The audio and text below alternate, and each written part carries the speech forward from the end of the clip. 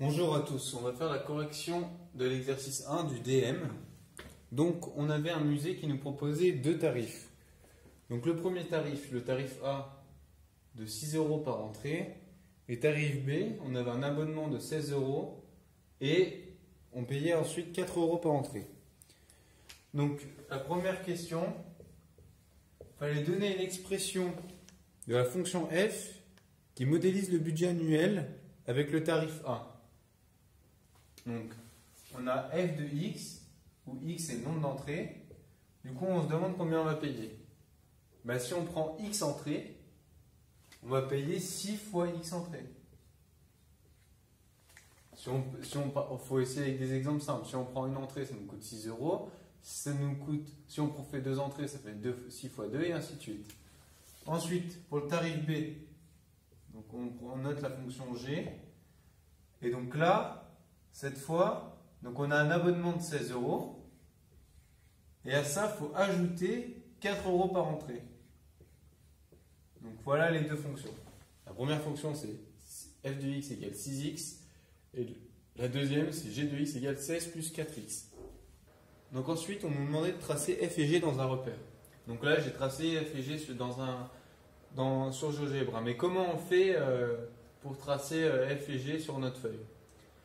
Donc d'abord, on regarde f de x. Donc f de x est défini par 6x. Donc p, il est égal à 0 et m égale à 6.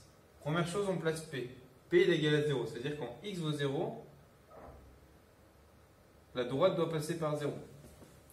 Ensuite, on va utiliser que m vaut 6. M, il vaut 6. Ça veut dire que quand on se déplace de 1, on doit monter de 6. Bon, là, c'est assez dézoomé, donc c'est un peu dur à voir. Mais quand on se déplace de 1 à droite, on doit monter de 6. Ensuite, pour G, on a P égale 16. Donc on doit se placer. Donc la droite, elle doit passer par 16 quand x vaut 0. Ensuite, M, dans ce cas, il vaut 4. Donc ça veut dire que quand on se déplace de 1 à droite, on doit monter de 4. Donc on se retrouve ici. Ensuite, la question 2A. On nous demandait de résoudre graphiquement l'équation suivante. f de x supérieur à g de x. Donc ça, il faut regarder quand est-ce que la droite qui représente f est au-dessus de la droite qui représente g. La droite qui représente f, elle est en vert ici, et la droite qui représente g, elle est en rouge ici. Donc là, on va faire graphiquement, c'est à peu près. Donc on regarde au moment où f elle passe au-dessus, donc on a l'impression que c'est par ici. On regarde, on descend à peu près. Et donc là, on a l'impression, on est un peu moins que 9, mais un peu plus que 7, donc on va dire 8. Donc ça, c'est vérifié pour x supérieur à 8.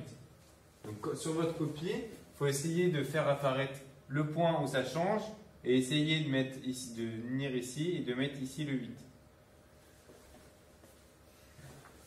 La question B, on nous demande de le résoudre cette fois par le calcul.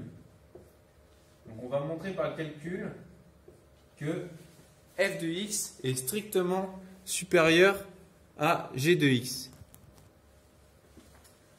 Donc f de x, on le remplace par une expression, c'est 6x doit être supérieur à 16 plus 4x. Donc on met les x d'un côté, les nombres de l'autre. Donc ça nous donne 6x moins 4x supérieur à 16.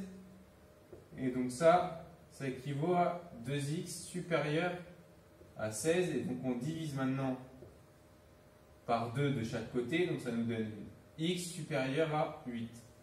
Et donc on trouve bien ce qu'on avait trouvé au 2A. Mais au 2A, on a fait une hypothèse à peu près. Par exemple, on aurait pu dire que c'était x supérieur à 8,2. Mais c'est graphiquement, on fait à peu près. Graphiquement, on fait à peu près. Avec le B, on voit que c'était 8. Donc à la fin, une question C, on nous demande qu'est-ce que le visiteur peut faire de ces solutions s'il veut déterminer quel tarif choisir.